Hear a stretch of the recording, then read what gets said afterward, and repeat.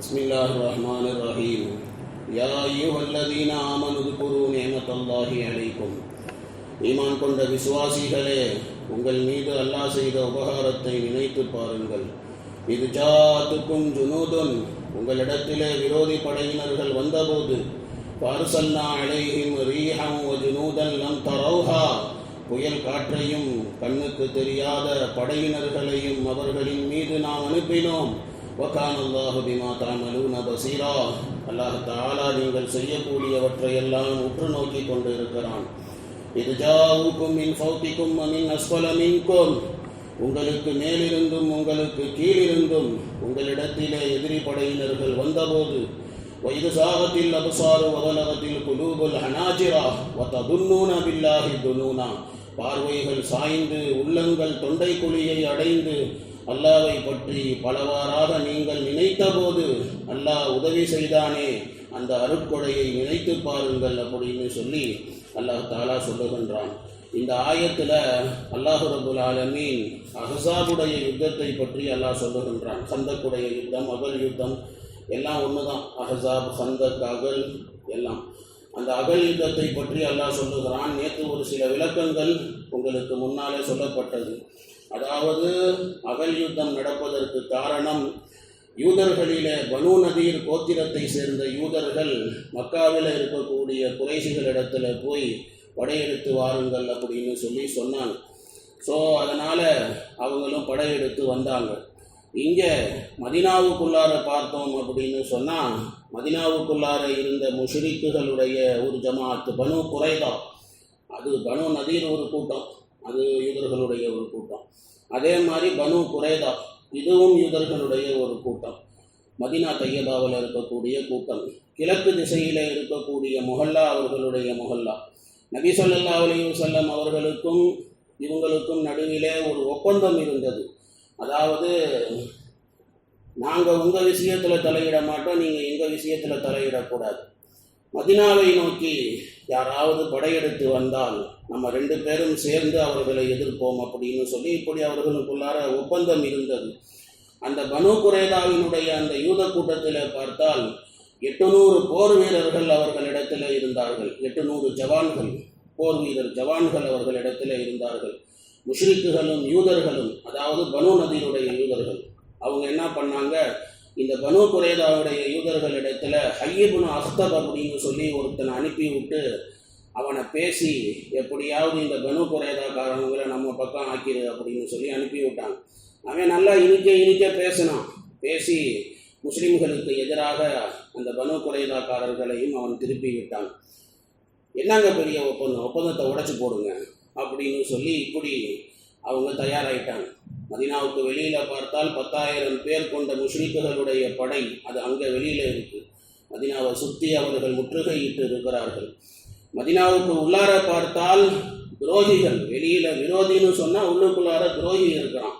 யூதர்களினுடைய அந்த கூட்டம் அவர்கள் இருக்கிறார்கள்.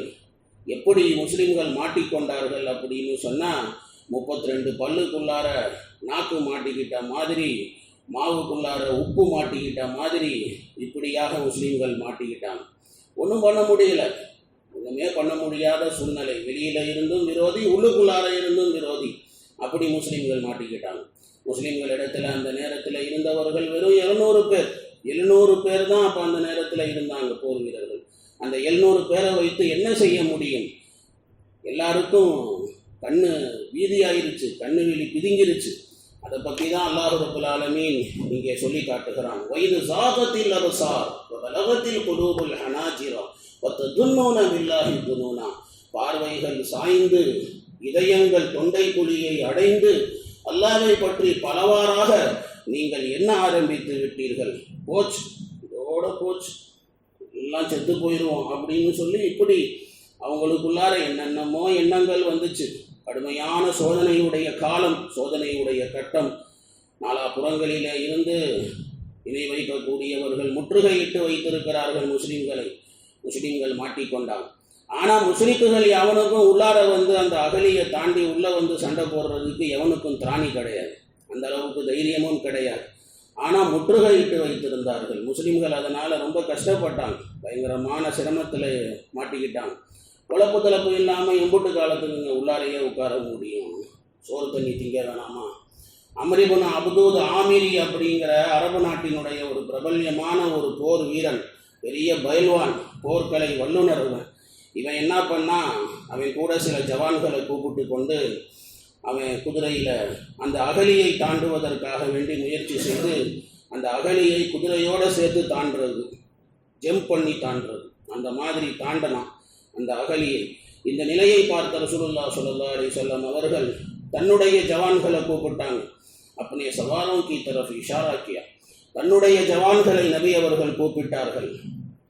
ஆனால் அறிவிப்புகளிலே இருக்கிறது,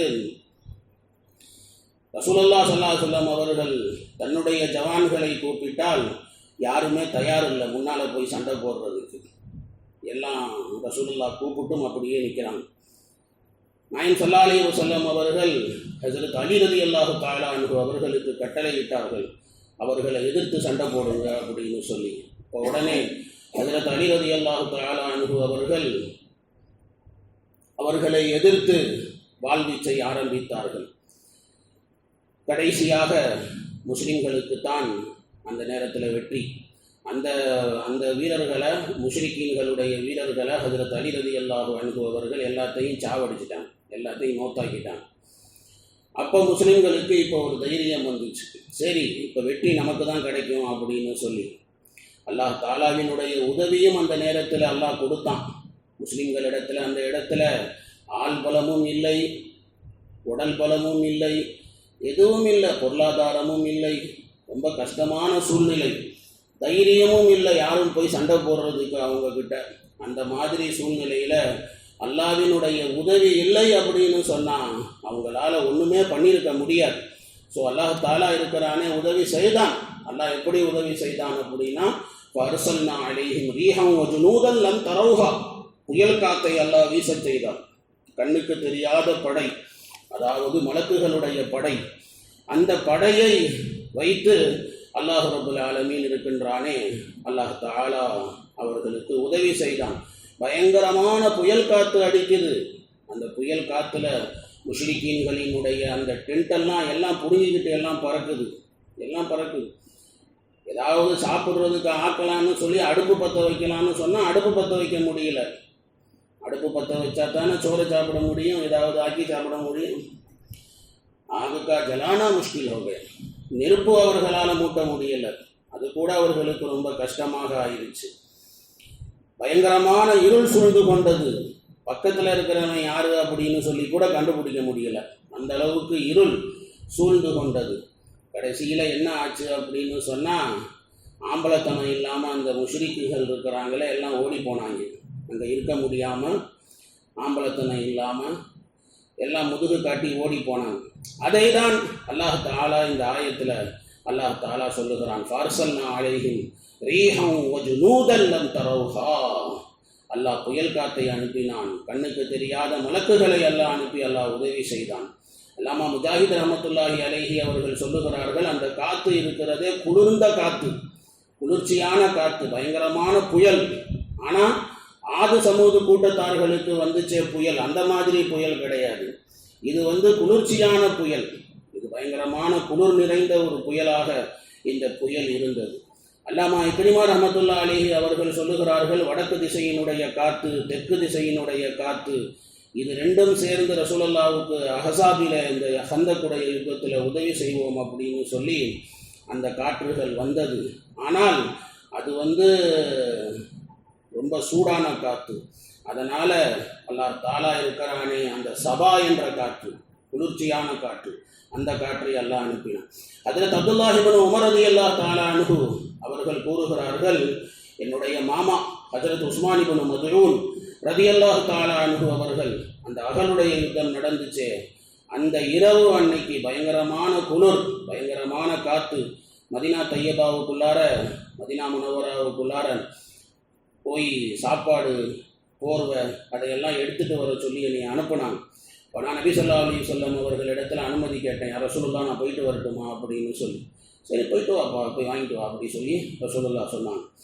ரசூலுல்லாஹ் சொல்லி அனுப்புனாங்க, நீங்கள் போகிற வழியில் எந்த சஹாபியை பார்த்தாலும் சரி, ஜோ சஹாபி துமே மிலே உனே கஹனா கே மேரே பாஸ் சலே ஆயே, நீங்கள் எந்த சஹாபியை பார்த்தாலும் சரி அவங்களிடத்துல சொல்லுங்க, ரசூலுல்லாஹ்வுக்கு உதவி செய்ய ஓடி வாங்க அப்படி சொல்லுங்க.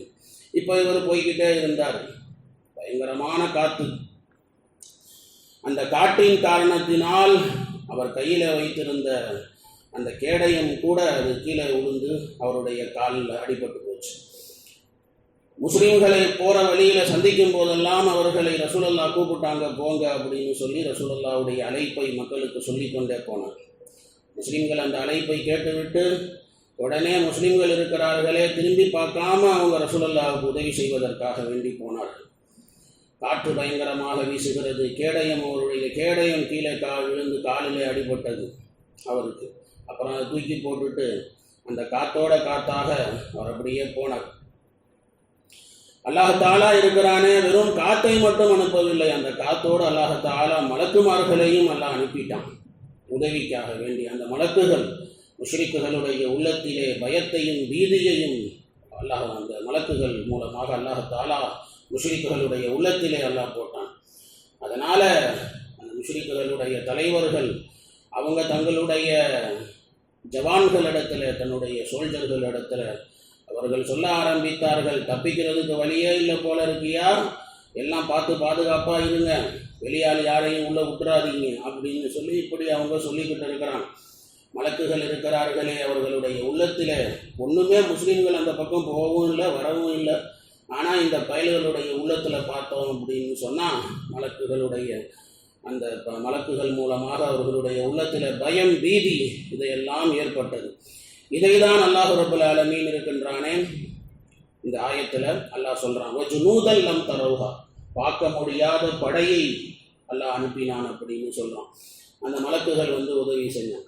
ஹஜ்ரத் ஹுதைஃபா இப்னு யமான் ரலியல்லாஹு தஆலா அன்ஹு அவர்களிடத்தில் ஒரு ஜவான், ஒரு நௌஜவான், ஒரு வாலிபர், அவர் கூஃபாவை சேர்ந்தவர். அவர் சொன்னார், அபு அப்துல்லா நீங்கள் ரொம்ப பாக்கியசாலி. அதாவது ஹுதைஃபா இப்னு யமானை பார்த்து சொல்கிறார், அபு அப்துல்லா நீங்கள் ரொம்ப பெரிய பாக்கியசாலி. அல்லாஹ் தஆலா இருக்கிறானே ரசூலுல்லாஹ்வை பார்க்கிற பாக்கியம் உங்களுக்கு கொடுத்தான். ரசூலுல்லாஹ் ஸல்லல்லாஹு அலைஹி வஸல்லம் சபைகளிலே உட்காரும் பாக்கியத்தை அல்லாஹ் உங்களுக்கு கொடுத்தான்.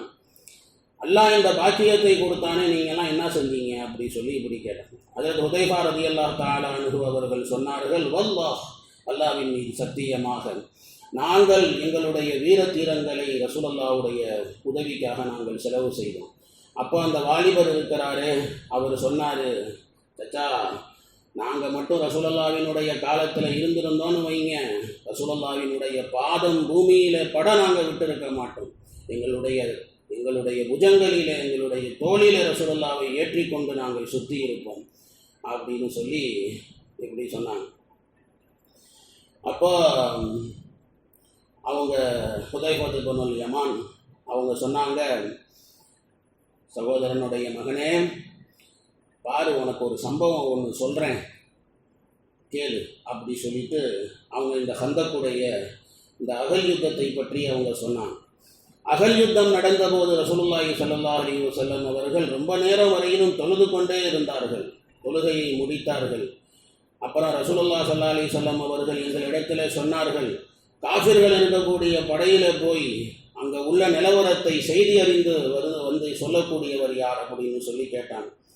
அல்லாஹ்வினுடைய நபி ஒரு நிபந்தனையும் வைத்தார்கள், யார் அந்த மாதிரி போய் அங்கே உள்ள நிலையை பார்த்து சொல்லுவார்களோ அவர் சொர்க்கத்துக்கு போவார் அப்படின்னு சொல்லி இப்படி ரசூலுல்லாஹ் சொல்கிறாங்க. ஆனால் ஒரு ஆள் கூட எந்திரிச்சு நிற்கலை. ஏன்னா அந்த நேரத்தில் இருந்த நிலை எப்படி, பயம் ஒரு பக்கம், பசி ஒரு பக்கம், குளிர் ஒரு பக்கம், அதனால் யாரும் எந்திரிக்கலை. பிறகு நபி ஸல்லல்லாஹு அலைஹி வஸல்லம் ரொம்ப நேரம் வரையிலும் தொழுதார்கள். பிறகு நபி அவர்கள் சொன்னார்கள், ஹே கோயி ஜாக்கர் ஏ खबर ला दे के मुखालिफीन ने क्या किया, யாராவது இருக்கிறீர்களா, விரோதிகளினுடைய நிலையை அறிந்து சொல்லக்கூடியவர் யாராவது இருக்கிறீர்களா? அல்லாஹ் தஆலா இருக்கிறானே, அவருக்கு நிச்சயமாக அல்லாஹ் சொர்க்கத்தை கொடுப்பான். நான் துஆ செய்கிறேன், அல்லாஹ் அவரை சொர்க்கத்திலே என்னுடைய ரஃபீக்காக அல்லாஹ் ஆக்கி வைப்பான், என்னுடைய நண்பனாக அவரை அல்லாஹ் ஆக்கி வைப்பான் அப்படின்னு ரசூலுல்லாஹ் சொல்கிறாங்க. இப்பயும் யாரும் எழுந்திருச்சு நிற்க தயாரில்லை. எப்படி எழுந்திருச்சு நிற்பாங்க? ஒரு பக்கம் பார்த்தா பசி, பசினா எப்படின்னா வயிறெல்லாம் ஒட்டி போய் எல்லாம் முதுகோட ஒட்டி போய் கிடக்கு. பயங்கரமான குளிரினால பல்லெல்லாம் பற்கள் எல்லாம் அப்படியே நடுங்கி கொண்டு இருக்கிறது. பயத்தின் காரணத்தினால அவங்க பீதியாக ஆகுறாங்க. கடைசியாக யாருமே முன் வராத காரணத்தினால நபி ஸல்லல்லாஹு அலைஹி வஸல்லம் அவர்கள் ஹுதைஃபாவுடைய பேரை சொல்லியே ரசூலுல்லாஹ் சொன்னாங்களாம், ஹுதைஃபத்தி பனல் யமான், நீ போய் நிலவரத்தை தெரிஞ்சுட்டு வா அப்படின்னு சொன்னாங்க. அப்போ ஹுதைஃபா இப்போ ஒன்றும் பண்ண முடியாது, போய்தான் ஆகணும். அப்போது அவர் எந்திரிச்சு அவர் போய் என்ன நிலவரம்னு பார்த்துட்டு வரலாம் முஷ்ரிக்குகளுடைய படையில் அப்படின்னு கிளம்பினார். ரசூலுல்லாஹ் சொன்னாங்க, என்னுடைய அனுமதி இல்லாமல் நீ எந்த ஒரு காரியத்தையும் அங்கே செஞ்சிடக்கூடாது, வெறுமனே நிலவரம் என்னங்கிறத மட்டும் போய் தெரிஞ்சுட்டு வா அப்படி சொல்லி சொன்னாங்க.